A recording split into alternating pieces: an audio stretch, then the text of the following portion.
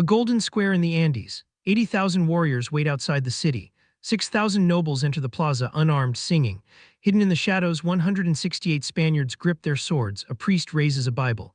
Within 2 hours, the greatest empire in the Americas will be drowning in its own blood. This was not a battle. It was an ambush disguised as a diplomatic meeting. On one side stood the largest army most of these foreigners had ever seen, tens of thousands of warriors loyal to a man they believed was descended from the sun itself. On the other stood fewer than 200 exhausted, half-starved strangers, many of them so terrified that soldiers later admitted to soiling themselves in fear before the fighting even began. And yet, when the dust settled that afternoon, it was the god king who lay captured in the mud, and the empire that had ruled the Andes for a century that had begun its final collapse. How did this happen? How did so few defeat so many in so little time? To understand that, we have to go back nearly 100 years to the birth of an empire built on gold, blood, and the unshakable belief that its ruler was not simply a king but a living god. The story of the Inca does not begin with vast armies or golden temples. It begins with a small tribe in a highland valley, centered on the city of Cusco, no more powerful or remarkable than a dozen other Andean societies competing for land and water in the 13th century.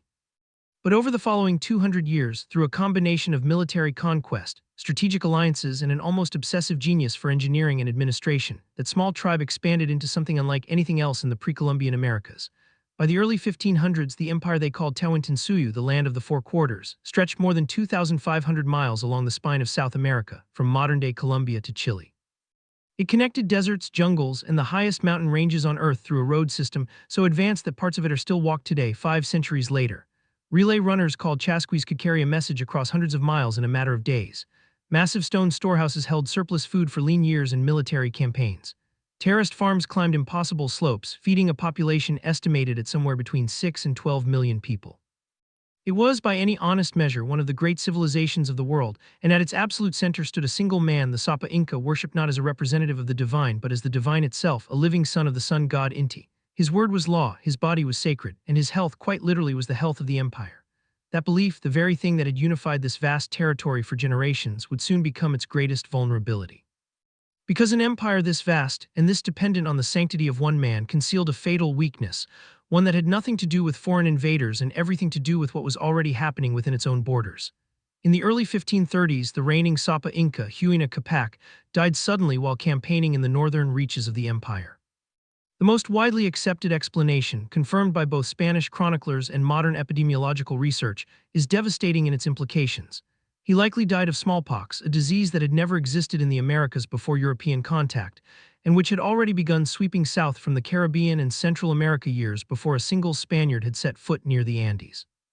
In other words, the empire was being struck by an invisible, unstoppable enemy before the visible one ever arrived.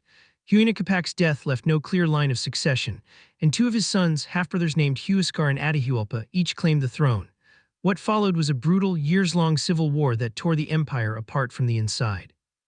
Atahualpa, commanding hardened veteran armies from the northern frontier, ultimately crushed his brother's forces in a series of ruthless campaigns, capturing Huascar and, according to many accounts, ordering the execution of much of his rival's family to eliminate any future challenge to the throne. By the time Atahualpa secured full control of the empire in 1532, Tawantinsuyu was not the unified, thriving civilization it had been a decade earlier.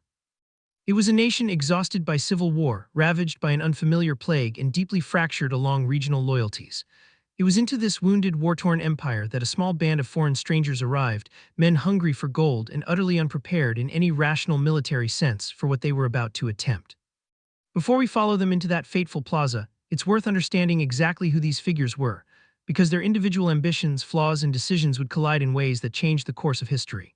Francisco Pizarro was in almost every sense an unlikely conqueror. Born illegitimate in a small Spanish town, he never learned to read or write, and spent much of his early life as a low-ranking soldier and pig farmer before joining expeditions to the New World. What he lacked in formal education, he made up for in raw ambition and a ruthless, almost obsessive patience. He had heard of Hernán Cortés's stunning conquest of the Aztec Empire a decade earlier, and he was determined to replicate that success whatever the cost. Opposing him in theory was Atahualpa, the newly victorious Inca emperor, a man radiating confidence after his triumph in the Civil War and considered by his own people to be nothing less than a living deity. He had every reason to believe that a few hundred bedraggled foreigners posed no real threat to a man who commanded tens of thousands of battle-hardened warriors. Alongside Pizarro rode Hernando de Soto, his skilled and daring cavalry commander, a man who would later become famous in his own right for exploring vast stretches of North America.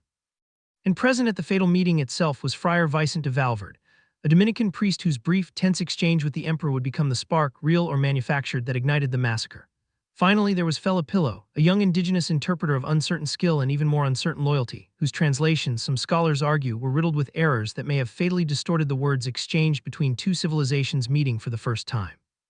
Each of these figures would collide in a single catastrophic afternoon, but the countdown to that moment began weeks earlier, on a punishing march into the heart of the Andes. In late 1532, Pizarro led his tiny force, 168 men, fewer than 70 of them on horseback, deep into hostile, unfamiliar territory, climbing from the coastal desert into thin mountain air more than 9,000 feet above sea level. By any conventional military logic, this was not a bold gamble, it was closer to suicide. They carried a handful of small cannons, steel swords and crossbows, weapons of undeniable power, but hardly enough to overcome the tens of thousands of soldiers Atahualpa could summon within a day's notice. And yet, as they pressed deeper into the mountains, word reached Atahualpa's court of these strange, pale visitors riding unfamiliar beasts and wearing what looked like metal skin. His scouts described them, and by most historical accounts, the emperor was more curious than alarmed. He had just won a brutal civil war against a far more formidable domestic rival. A few hundred exhausted foreigners, stumbling through the mountains far from any hope of reinforcement, simply did not register as a serious threat. It was, in hindsight, one of the most consequential misjudgments in world history. When Pizarro's men finally descended into the valley of Cajamarca, they found the city itself eerily empty, its residents having fled or been relocated, while just outside its walls, Atahualpa's army lay encamped, its numbers so vast that Spanish soldiers later described the hillsides as appearing to be covered in a moving carpet of soldiers and tents. The two sides were now close enough to see each other's fires burning in the night. What followed was less a military standoff than an extraordinary psychological chess match, Pizarro carefully laying a trap inside the city's central plaza, while Atahualpa, confident and unhurried, prepared for what he believed would be a ceremonial audience with strange but harmless visitors. On the 16th of November, 1532, that gamble would be tested in a plaza that was about to become a slaughterhouse. Atahualpa entered Cajamarca that afternoon in overwhelming splendor, carried on a golden litter, adorned in fine textiles and ornaments, and escorted by thousands of nobles and attendants.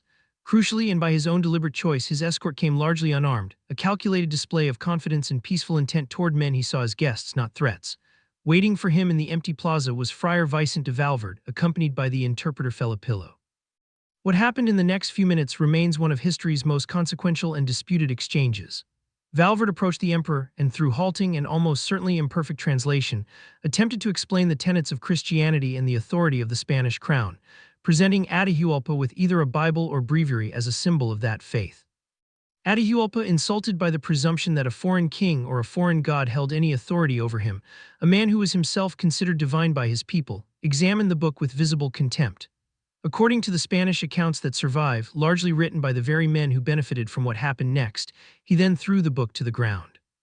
That single gesture, whether an act of genuine outrage or a moment conveniently exaggerated by Spanish chroniclers to justify what followed, was all Pizarro needed. What followed was not a fight, it was annihilation. At the signal, Spanish cannons hidden along the plaza's edges roared to life, the deafening blast alone enough to send shockwaves of terror through men who had never encountered gunpowder in their lives. Spanish infantry and cavalry, concealed in the surrounding buildings, burst out in a coordinated charge, steel swords cutting into a crowd that had come dressed for ceremony, not for combat. The psychological impact of that first assault cannot be overstated. These were warriors who had never seen horses, never heard cannon fire, never faced soldiers encased head to toe in steel armor. Panic swept through the plaza almost instantly. Thousands of nobles and attendants, trapped within walled enclosures with no real means of escape, trampled one another in a desperate, futile attempt to flee. Spanish accounts, likely inflated but broadly consistent in their scale, describe several thousand Inca killed in under 2 hours, while Spanish casualties amounted to little more than a handful of injuries, and by most accounts, not a single death. In the chaos, Pizarro himself fought his way toward the emperor's litter, and in the struggle to seize him alive, received one of the only wounds suffered by any Spaniard that day, a cut to his hand from his own men's blades as they grasped desperately at Atahualpa. The living god of the Inca Empire, a man who had just crushed his own brother in a war for absolute power, was dragged from his golden litter and taken prisoner. The bloodshed in that square was only the beginning. What came next was an even slower, more calculated dismantling of an empire. Understanding what happened after the massacre requires looking past the battle itself and into details that rarely make it into the popular retelling. Realizing the value the Spanish placed on gold and silver, Atahualpa, still believing he could negotiate his way to freedom, offered what remains one of the largest ransoms in recorded history, a room filled once with gold and twice over with silver to be delivered within 2 months. Over the following weeks, an almost unimaginable quantity of treasure poured into Cajamarca from across the empire. Sacred objects, ceremonial art, and religious artifacts, much of it melted down into ingots for easier transport back to Spain. And yet, despite receiving this staggering payment, the Spanish executed Atahualpa anyway, citing fabricated charges of plotting rebellion and idolatry. It's worth pausing on that detail alone because it reveals something crucial about the entire episode. This was never truly a negotiation between equals. It was, from the very beginning, a calculated campaign of conquest wearing the mask of diplomacy, and military force was never the only weapon at work. The smallpox epidemic that had killed Atahualpa's own father years earlier continued to spread silently through Andean communities, weakening the empire's capacity to resist in ways no sword or cannon ever could. Perhaps most overlooked of all is the role played by the Incas' own internal divisions. Many regional leaders, still bitter over Atahualpa's brutal purge of Huáscar's supporters during the Civil War, initially welcomed or even assisted the Spanish, hoping to use these strange newcomers as tools against a ruler they despised. It was a fatal miscalculation of their own, one that would cost them just as dearly in the years that followed. But behind the popularized legend of a few brave men defeating an empire lies a far more complicated and far darker truth. That popular legend deserves closer scrutiny, because much of what people believe about this event simply doesn't hold up. The first myth is that Spanish military superiority alone explains the outcome, as though steel swords and horses were so overwhelming that victory was inevitable. In reality, disease, internal Inca political division, and the sheer psychological shock of an utterly unfamiliar form of warfare played roles that were arguably just as decisive as any weapon the Spanish carried. The second myth is that Atahualpa was simply naive, an easy target too foolish to recognize danger. In truth, this was a man who had just defeated a formidable rival in a brutal civil war through calculated, ruthless strategy. His failure at Cajamarca was not a general weakness of judgment, but a specific and catastrophic misreading of a threat he had no prior framework to understand. He had never encountered a civilization like Spain's, and nothing in his experience of warfare prepared him for what he faced that day. The third myth, and perhaps the most persistent, is that the empire fell in a single afternoon, as though the massacre at Cajamarca marked the instant conclusion of Inca resistance. The reality is far messier and in many ways far more remarkable. Spanish conquest of the Andes took decades to fully complete, met with prolonged and often fierce Inca resistance. A remnant of the empire, known as the Neo-Inca state, retreated into the remote mountain stronghold of Vilcabamba and continued to resist Spanish rule for another 40 years, finally falling only in 1572. Understanding these myths reshapes not just this event, but the entire story of how the Americas were conquered, revealing a process far more prolonged, contested, and human than the clean, single-day narrative so often told. Before turning to the empire's long and painful unraveling, it's worth sitting with the human cost of what happened to the man at the center of this story. Atahualpa spent the final months of his life as a prisoner in his own empire, watching an unimaginable fortune in gold and silver flow into his captors' hands in a desperate, ultimately futile bid to save himself. When the Spanish nonetheless condemned him to death, he faced a final, deeply painful choice rooted in his own spiritual beliefs. Inca tradition held that the body needed to remain intact for the soul to continue into the next life, and burning was considered a horrifying desecration. Sentenced to be burned at the stake, Atahualpa instead chose in his final hours to accept Christian baptism, a decision widely understood not as a genuine conversion of faith, but as a desperate act to alter the method of his execution and preserve his body according to the beliefs he had held his entire life. He was garroted, strangled to death by a tightening cord on the 26th of July, 1533. For a people who had regarded their ruler as a literal deity, the psychological and spiritual devastation of his death is almost impossible to fully convey. The living embodiment of the sun itself had been captured, ransomed, and executed by a few hundred foreign strangers, and with him went the political and spiritual center that had held the empire together for generations. His death did not end the empire quietly, it triggered its slow, agonizing unraveling. In the months and years that followed, the Spanish moved quickly to consolidate what Atahualpa's death had made possible. They installed a series of puppet rulers, Inca nobles willing to nominally rule under Spanish authority, using them to legitimize their control while systematically dismantling the empire's actual power structures. Spanish forces marched on Cusco, the ancient Inca capital, and seized the city with relatively little resistance, though pockets of fierce fighting would continue for years. Not every Inca accepted defeat quietly. A prince named Manco Inca initially collaborated with the Spanish before turning against them, leading a major uprising in 1536 that came remarkably close to retaking Cusco before Spanish reinforcements arrived. When that rebellion ultimately failed, Manco retreated into the remote jungle stronghold of Vilcabamba, founding the Neo-Inca state that would continue to resist Spanish rule for decades. But even as pockets of military resistance persisted, The deeper catastrophe unfolding across the former empire was demographic and social. European diseases, smallpox chief among them but joined by measles, influenza, and typhus, continued sweeping through populations that had never developed immunity, killing an estimated 50 to 90% of the indigenous population of the Americas within a century of contact, a death toll almost impossible to comprehend. Spanish colonial systems like the Mita, a brutal forced labor system originally adapted from an Inca institution, and the encomienda, which granted colonists the right to extract labor and tribute from indigenous communities, compounded the devastation, particularly in the silver mines that would soon make the Spanish crown the wealthiest power in Europe. That silver and gold, extracted from Andean mountains and mines, flowed back across the Atlantic in staggering quantities, reshaping European economies, funding wars, fueling inflation, and financing further waves of colonization across the globe. The echoes of that single afternoon in Cajamarca would ripple across centuries and across continents. The legacy of what happened in that plaza extends far beyond the immediate collapse of one empire. Historians and scholars continue to study Cajamarca as a striking case study in how quickly even history's mightiest civilizations can fall, not necessarily through the brute force of superior numbers, but through a devastating convergence of factors: unfamiliar disease, deep internal political division, and a catastrophic failure to correctly interpret an unprecedented threat.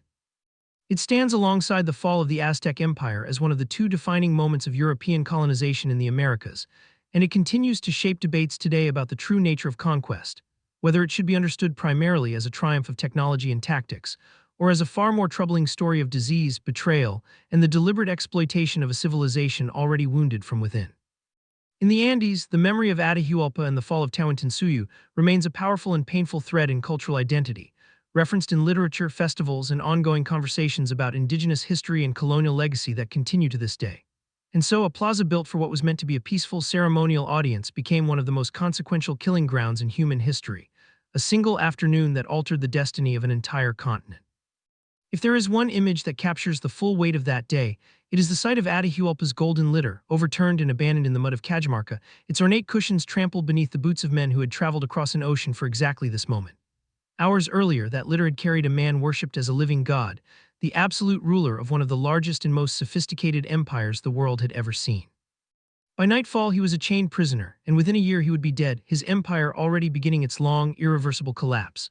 What happened at Cajamarca endures not simply as a story of conquest, but as a profound reminder of how civilizations fall, not always through the clash of overwhelming armies, but sometimes through the narrow, fatal gap between what a people expect to face and what they never see coming until it is already too late.